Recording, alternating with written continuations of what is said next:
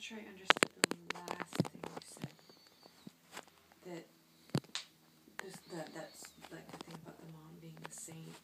Yeah. Actually meant that she manifested all the attributes associated with the masculine energy. I just didn't. I'm not sure if I understood that.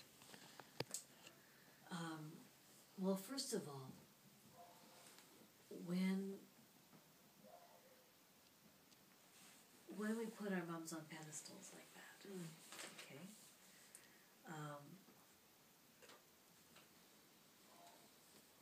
it's very often because we see our parents in terms of duality also, right? So if mom's a saint, that means that the father was not, first of all. Mm-hmm. But when we're saying, when we're talking about saints, we're very often talking about martyrdom, right? And so what we're talking about is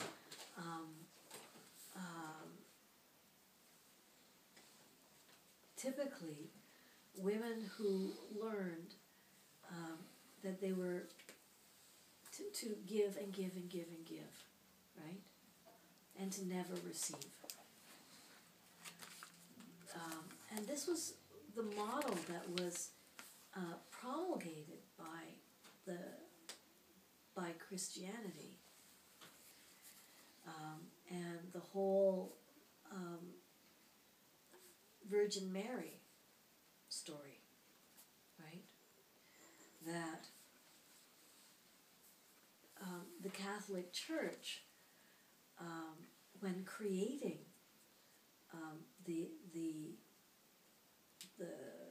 when they were creating the story around the religion,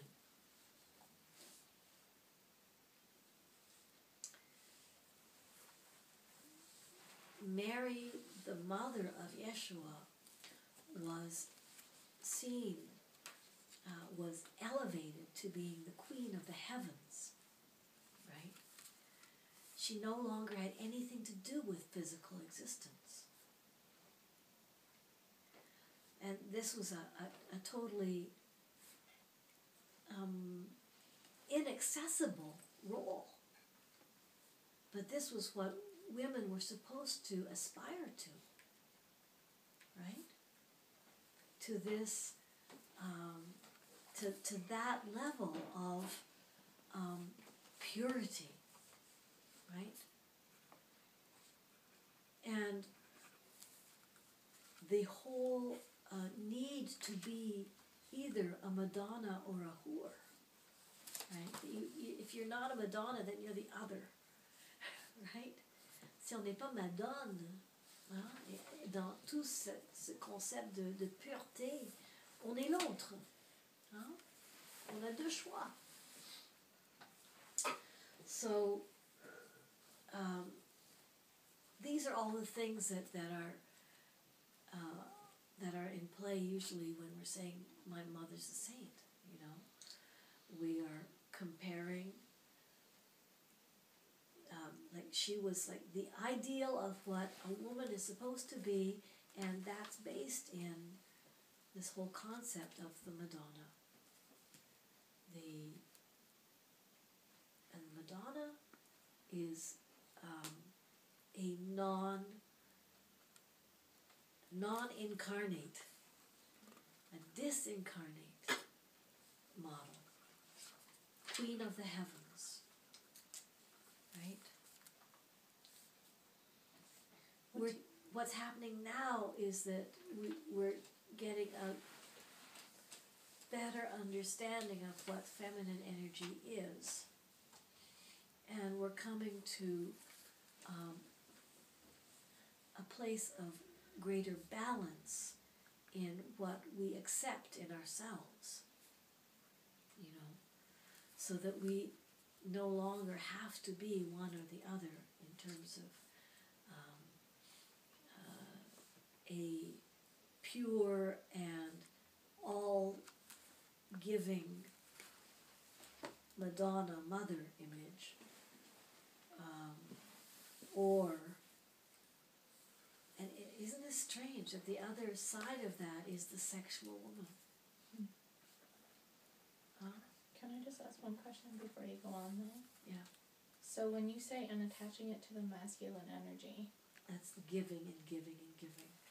but why is that masculine energy? Oh, you mean the giving. Okay, yeah, I get it. The aspect of ourselves that gives, that manifests ourselves, that produces, right, that performs, that's the that's the masculine aspect of ourselves. The aspect of ourselves that receives, that simply is, that's the feminine aspect. That answers my question too. So then that's how that relates to the tribe. I mean, being kind of in a way forced to conform and comply to the tribe. That would be that's in a way not feminine. You know, or what does that have to do? Why does that create hate? I mean, bodies and mothers. You know, that sort of denial of one's, identity, one's true, self. One's true self, exactly. The thing is that one's true self is often defined in terms of the soul rather than the body, right?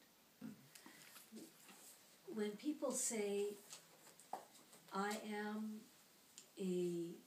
not a physical body aspiring to a spiritual existence, or I am a spiritual being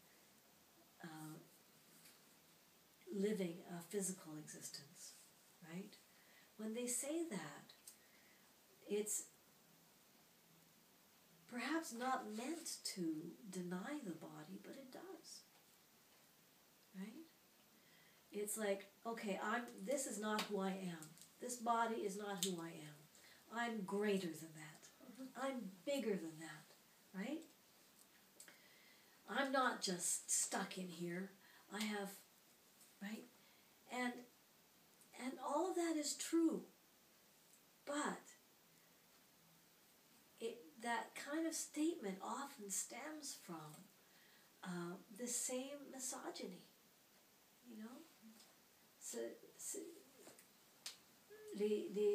des phrases comme ça sont encore des symptômes d'une croyance que le corps est moi. Le corps égale la souffrance. Le corps égale limitation, prison. Right? So we learn that the body is suffering, limitation, a prison. And we learn that mothers are judgmental, controlling,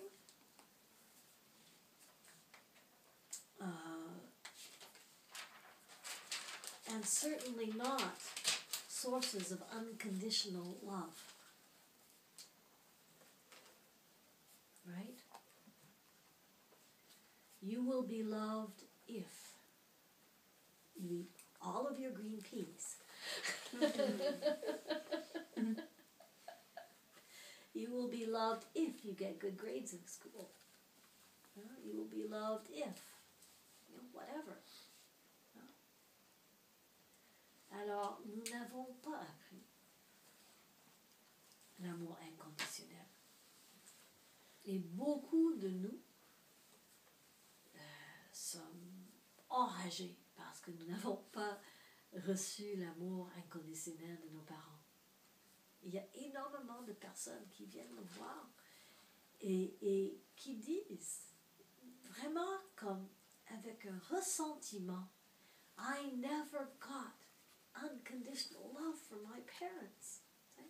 Je n'étais jamais aimée inconditionnellement de mes parents. Hey. Mais non. C'était pas considéré le but d'être un parent. The whole point of being a parent was not seen as giving it unconditional love. The point of being a parent was supposed to be being completely conditional. If you're a good parent, you're loving absolutely conditionally. I will only love you if you become a good, functional member of society. Right? C'était la définition même d'être un parent. This was the definition of being a parent. Yeah, so, but I wonder, like, it's like going back to this, and that leads to hating women and mothers. Yes, and it has to do with the feminine energy. And what? Yeah, because when we're born, we're totally dependent on our mothers for our survival, right? And so our physical existence, our survival, depends on that person loving us. Therefore, we have to bend and twist and transform ourselves, how we manifest ourselves, so that we can be acceptable to that person. We have to betray who we really are in order to be loved. We have to betray who we really are for our bodies to survive. Right? And so we end up getting really pissed off with our bodies and with our mothers. And then we suppress all of it. Right? Alors, c'est pour ça qu'il y a vraiment cette croyance profonde de cette misogynie tellement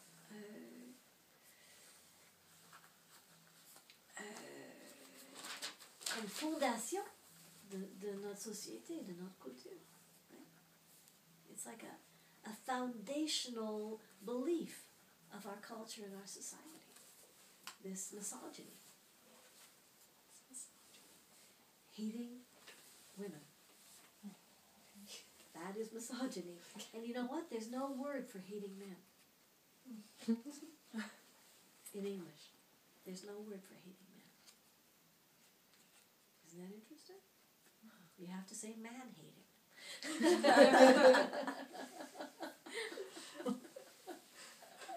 Mais ça se peut pas.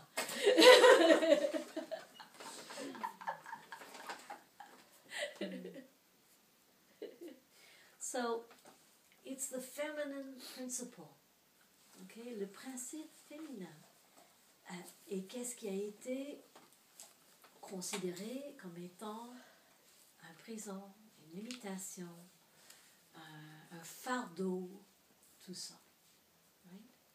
Et le principe féminin veut dire le corps, maman, l'existence physique, point final. Physical existence, being in a body, incarnation, all of that is the feminine principle.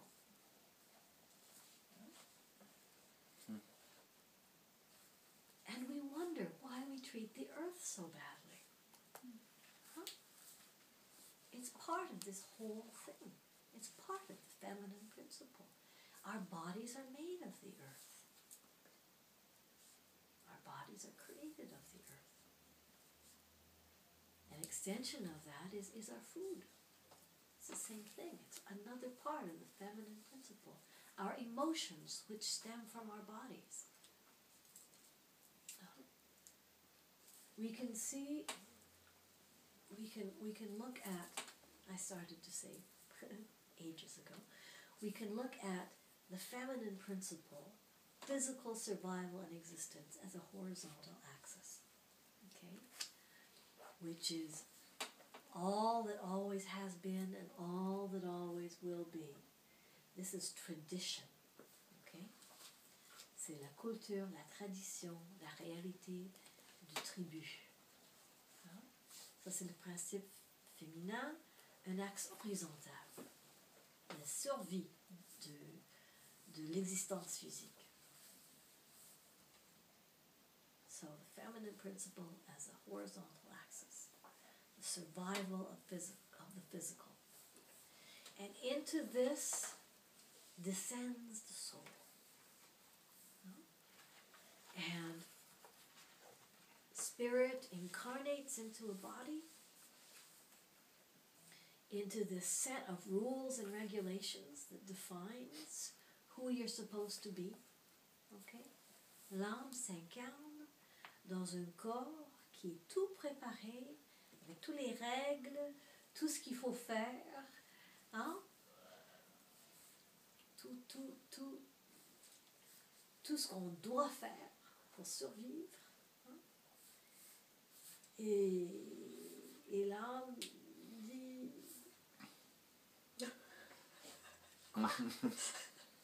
J'ai choisi ça?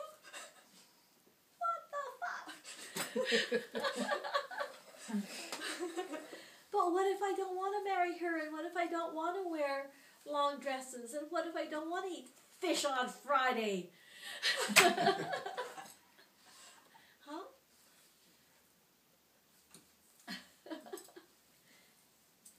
Et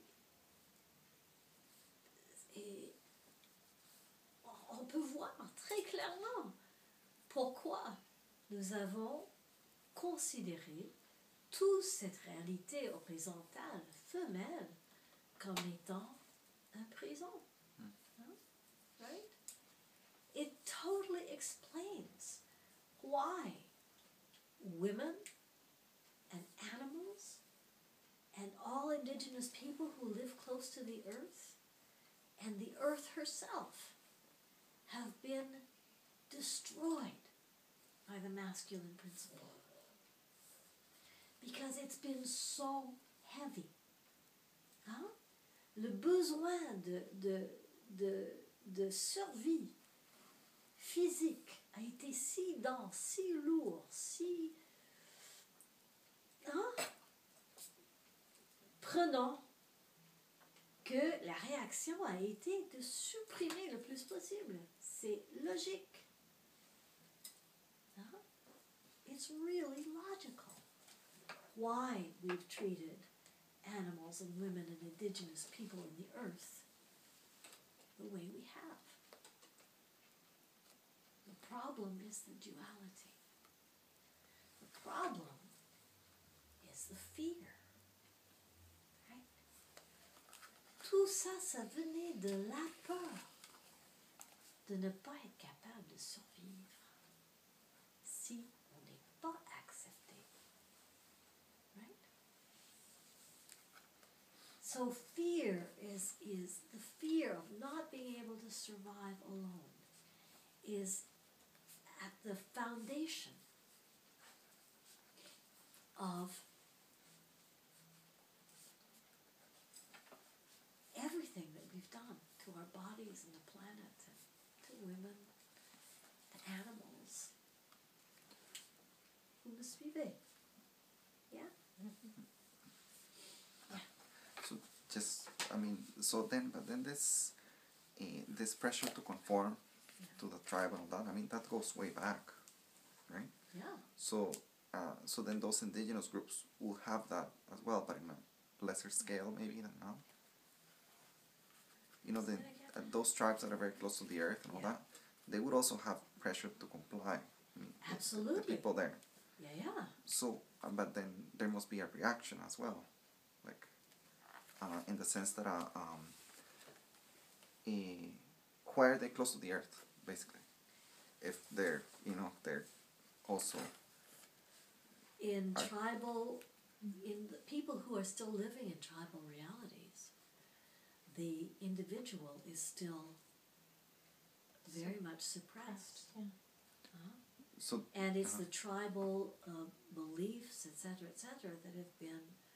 that are still strong. And this is what we see now very much in the news and in debate, is whether individual cultures and tribes should be allowed to maintain their customs and rules and regulations within a global society, or whether the individual has the right to be different. You know, this is very much what's going on in public discourse now. Hein? C'est vraiment, tu sais, est-ce qu'on passe les lois qui rendent ça illégal de porter le burqa, par exemple? Hein? Est-ce qu'une culture a le droit de supprimer l'individu? Vous voyez, les gens, les Blancs qui sont venus d'Europe, sont venus en fuyant la pesanteur de la tradition en Europe. Hein? Et puis, ils arrivaient ici avec l'idée de l'individu, les droits, the rights and privileges of the individual. Right? C'est ça qui était important, l'individu. Et les États-Unis surtout étaient basés sur l'individu, right?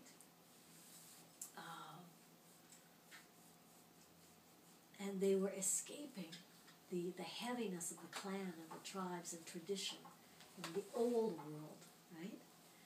And they came here to create a new world where the individual was most important.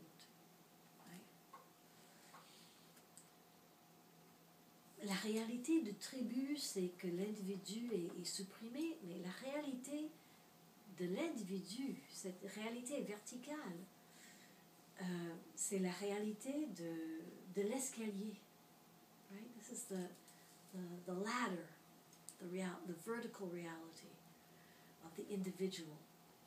And in this reality, you always have to climb higher. You're all alone, and the goal in life is not to help the tribe survive. The goal is to get better, to be more, to have more, to know more, right? It's like a ladder that you're forced to climb, and this reality is very lonely. Huh? Mm-hmm. And it's a reality of competition, where you're always knocking off the person ahead of you, right? And fighting to get ahead. So that would be manifesting in a materialistic way of living. Yeah. So that's manifesting in, that's what defines the United States of America, right? And now it's all Western culture, right? All civilization. Right? So that's the vertical, and it's the masculine principle, and that's also associated with the soul. Yeah. Okay. The individual, right? Yeah. The individual identity versus the tribe identity. But we suffer in both extremes, right? In the extreme of the tribe, or in the extreme of the individualistic society, we suffer. Duality equals suffering, and we believe that life on this planet is about duality, but it doesn't have to be.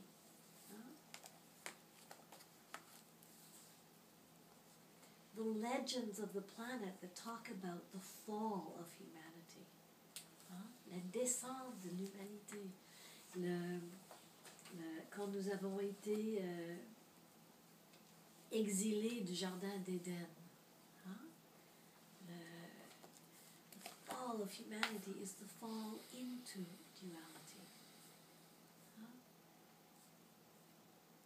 Et la façon, moi je crois, que notre destin est vraiment d'unir ces deux extrêmes pour être capable de vivre non seulement les deux extrêmes de l'existence, non seulement les deux extrêmes des polarités de la dualité, mais toute la gamme de la vie entre qui rend la vie magique. And so the fall of humanity, and when we got booted out of the Garden of Eden, we got kicked out into reality, right? Which is duality. But it doesn't have to be our reality. We've created our existences around the belief in good and bad, and right and wrong, and a long, long, long list that of all the different qualities of our existence that fall on one side or the other, right? And physical existence and the earth have traditionally, culturally fallen on the side of bad. And spirit and all of the masculine principle has traditionally fallen on the side of good. We're now in a place of transition, and this is no longer true. Everything is totally mixed up. And this is a good thing. Right? We don't know, on n'a plus de repères. On ne sait plus which way's up. Huh? And it's a good thing.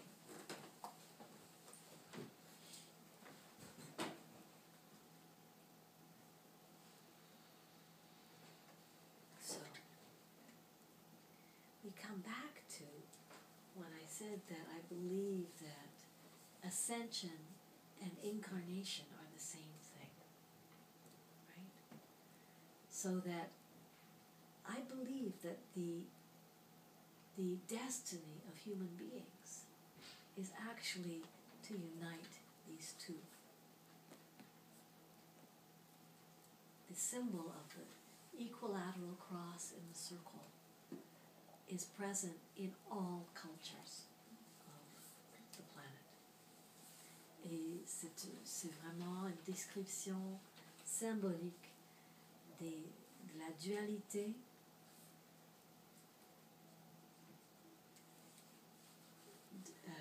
unie dans le centre et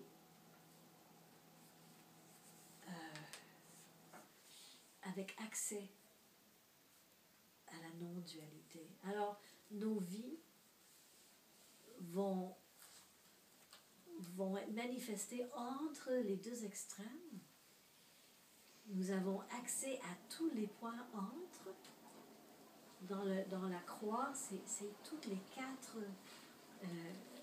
quarts du cercle qui nous sommes disponibles comme c'est approprié. Hein? La vie bouge en cycle, en cercle. Right? And this circle, the life moves in a circle. And traditionally, we felt that parts of this circle are bad. Parts of this circle are to be rejected. And so when we're in, let's say, the lowest, deepest parts of this cycle, we feel awful and we judge ourselves and we feel that we are bad and our lives are bad, right? And then things change and we swing up to the top and we feel, yes, we feel powerful and good and shining and lovable, right? And then we swing down again and oh no, it never lasts, right? It always comes back to this, right? Hein? Et si nous pouvons tout simplement accepter que nos vies sont créées, oui, des dualités qui créent la vie, comme l'homme et la femme créent un enfant, okay? La noirceur et la lumière créent l'existence. Mais ça ne veut pas dire que nous sommes obligés de rester dans les deux extrêmes. Si nous faisons ça, nous manquons tout ce qu'il y a entre. Et si notre définition de la vie est seulement en noir et blanc, on manque la magie de l'arc-en-ciel entre.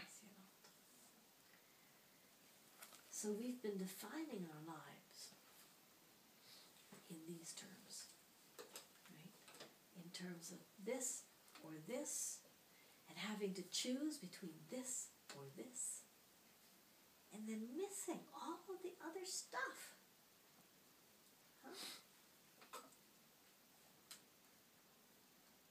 And that's where the magic is.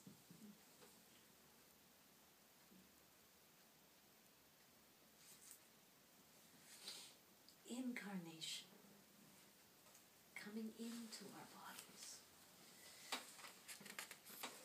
This first phase of birth sets the tone, as I said, for all the rest of our lives, sets the pattern for everything else that we will create in this lifetime until we stop and look back, and begin to see the patterns. From that point, we can start to become free.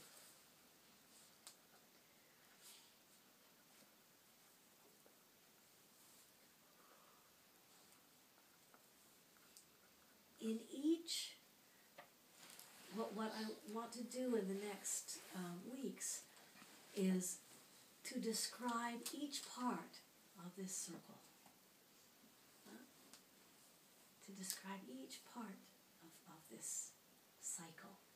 And what's beautiful is that as we look at each one, at each part, and understand it and learn to accept and love it,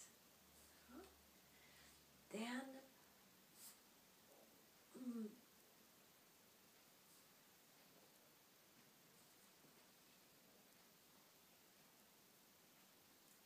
what happens is that as we accept each place in the circle,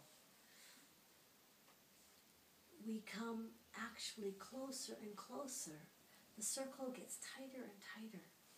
It's as if we need to spend less time in each spot, right?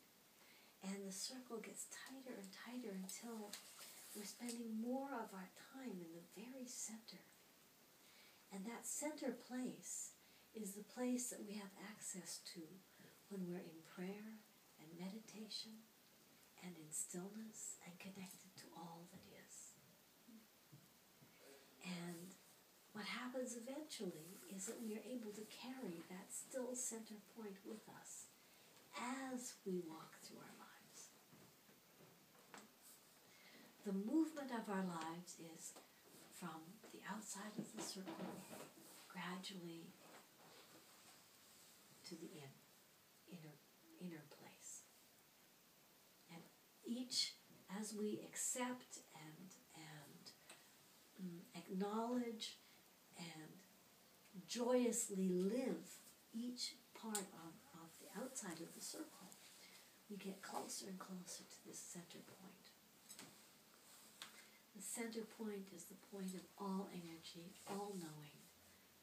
And I believe that humanity is now capable of carrying that at all times. Je pense que nous sommes vraiment maintenant à un point où nous sommes capables d'assumer notre destin, qui est d'unir la terre et les cieux, d'unir la matière et l'âme, le corps physique et l'âme, et de rester dans cet équilibre, dans ce point central, symboliquement.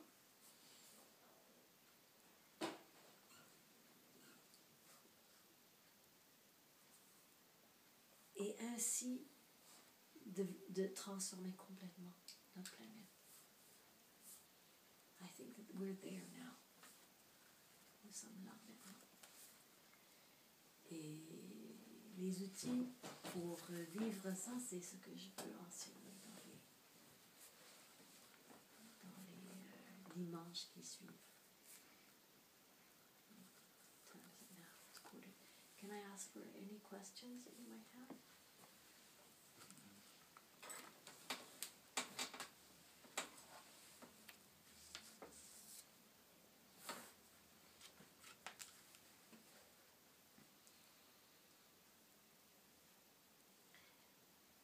J'aimerais, yeah.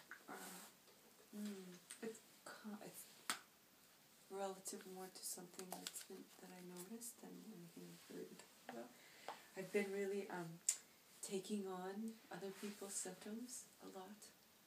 This really recently it happened to me quite extremely, and so I just kind of wondering. I mean, I was thinking about it because you said that having symptoms is actually a good thing, which is good.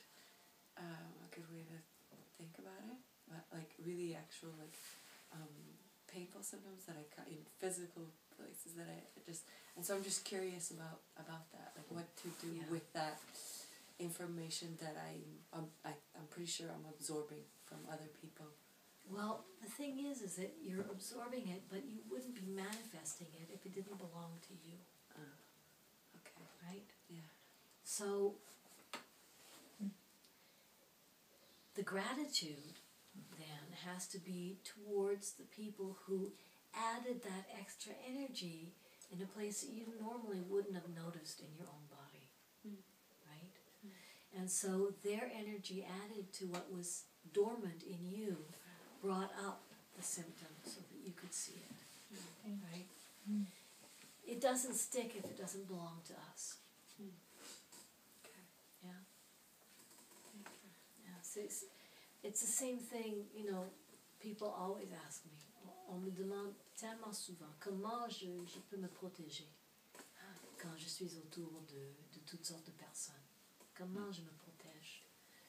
Mais le problème, c'est l'idée qu'il faut qu'on se protège. Hein? Le problème, c'est vraiment l'idée de l'autre comme étant néfaste. Hein? So, plus on ouvre le cœur, hein? Plus on ne juge pas du tout, plus ce qui vient est tout simplement un cadeau. Yeah? So, whatever comes to us is a gift. Whatever is in our lives is a gift. Plus on croit qu'il faut qu'on se protège, plus il y a des murs entre nous et le monde, plus nous sommes dans la dualité encore.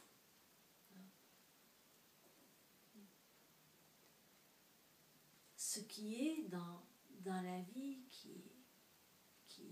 qui nous entoure est là pour une raison. Nous l'avons appelé là. Right? We've called everything to us that exists in our lives. Everything that we perceive it because it belongs to us. Hein? Tout ce que nous percevons, tout ce que nous sommes capables de voir, nous sommes capables de voir parce que ça nous appartient. C'est haïssable, cette vérité. It's awful. Everything that we see, we can only see it because it belongs to us. So anytime we've got any judgment, whether it's positive or negative, about anything in our lives, it belongs to us. And whatever it is that we're judging, whether it's a person or a situation or whatever, and however we judge it, It was called there so that we could know more. We called it there so we could know more about ourselves. It's so beautiful. Hein? Ça, c'est la magie de la vie. Hein?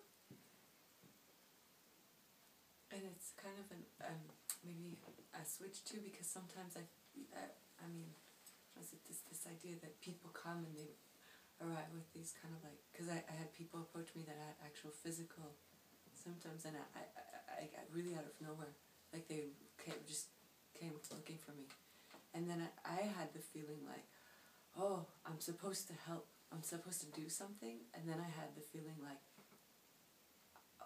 I'm unable, and I'm unable to, and so it was this kind of like this feeling, seeing the person's desperation, then this feeling like I'm not able to help them. And then that strange feeling of failure. But then when I started feeling the physical symptoms in myself after the person had left, then I realized it's a messenger or bringing something up in me. Mm-hmm. But then there's the fear, like the fear of like, oh my God, this came, you know. What do I do? Yeah, what do I do? Mm-hmm. And so, or what did I do wrong? Mm-hmm. Right? Yeah. Quand nous avons des symptômes, souvent, la première réaction, c'est d'essayer de voir qu'est-ce que j'ai mal fait. Huh? Yeah. What did I do wrong? Why am I having this symptom? How am I being punished? Yeah. Or sometimes I feel like people come to me with symptoms and then I feel responsible and that there's something that I'm supposed to do to help them. And then with that comes this feeling. But I know that that's probably... I don't know. I know that's twisted. There's something wrong with that logic, I know, but then no. There's There's nothing wrong with anything.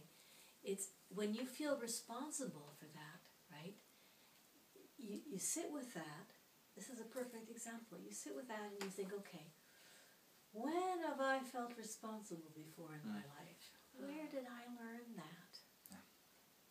That's a good one. Right? Where did I learn that? How long ago did I get that patterning, right? Of people in a whole lot of pain, and I can't do anything about it, and I really, really want to do something about it. Huh?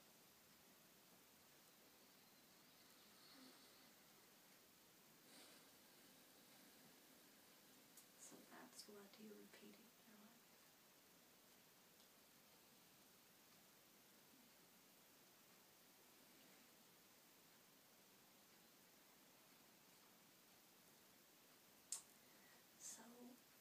Whatever the emotions are that are coming up in us, when we sit with them, we can discover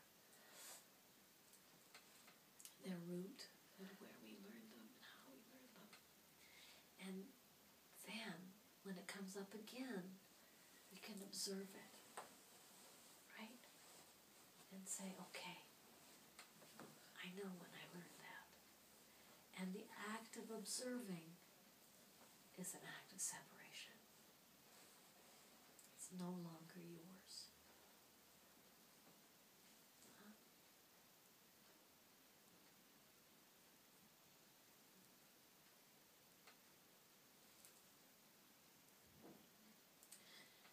I just want to quickly speak about the fact that this phase of the cycle of the movement of the life force is related to incarnation, and as we come into our bodies, the organs that are important and relate energetically to this time of incarnation are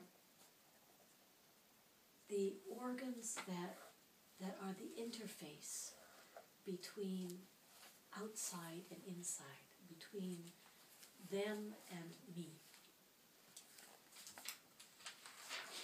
Alors, il y a des organes physiques qui sont énergétiquement liés avec cet état d'incarnation, cet état de moi dans un corps séparé du monde autour de moi. Okay? Et les organes sont les poumons, hein, où nous prenons le prana, l'air, et c'est échangé entre le monde extérieur et le monde intérieur. L'intestin, où nous prenons la nourriture, hein, le monde, nous prenons la terre, hein, transformée en nourriture, et nous l'assimilons dans l'intestin. Right? It becomes a part of us. Et l'autre, très logiquement, c'est la peau. So the organs related to this theme of incarnation are the lungs, where we take in air and prana from the outside into our inside. The intestine, where we take the earth transformed into food, we take it into our bodies. So again, it's the outside coming inside and becoming part of us. And then the other part is the skin, which is literally the separation between my inside and my outside. And so these interfaces, these places where the inside and the outside communicate, are all related to this process of incarnation, of living in a body. And this whole emotional process and system of beliefs around what it is to be in a body. Does my body separate me from the world? Or is it a tool for connection with the world? What is it? Est-ce que mes poumons vont me protéger, hein,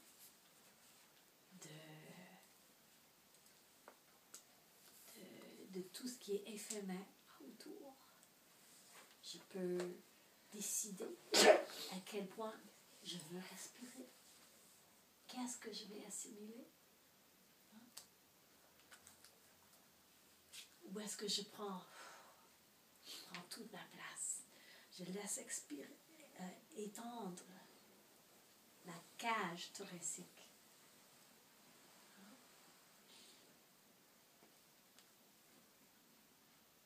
Qu'est-ce que j'assimile de la terre? De ma mère. What am I going to absorb from my mother? How much of the food that I eat am I going to absorb? What am I going to choose to eat to feed myself? These are all issues that are related to this part of the cycle, related to incarnation, being in a body. Alors, tous les symptômes physiques reliés avec les poumons, les intestins et la peau parlent de cette phase de l'incarnation et des attitudes reliées avec eux et moi.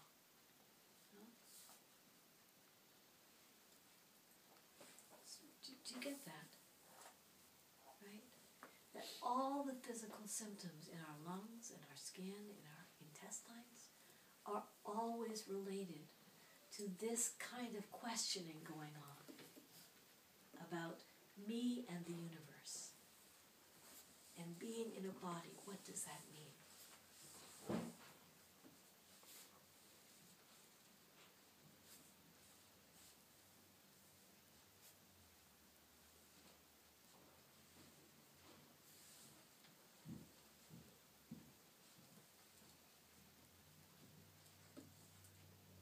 So we're in the period of time where this is happening, especially right now, relating to the organs, is what you're saying? No. In terms of the seasons, in the medicine wheel of indigenous North Americans, this is related to the west direction and to autumn. Okay? Si on regarde le lien avec la médecine des autochtones, l'incarnation est reliée avec la direction de l'ouest qui est reliée avec l'automne. C'est quand la graine tombe dans la terre. Ça, c'est l'incarnation. It's when the seed falls into the earth in autumn.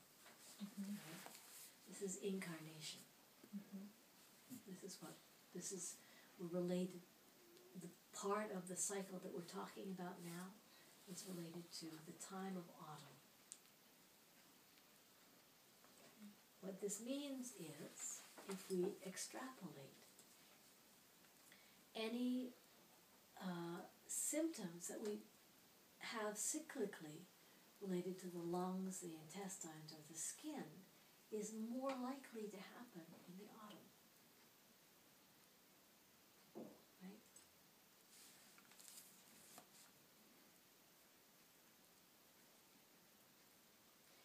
What that means is that the earth in autumn has the same kind of energy as the human being in this process of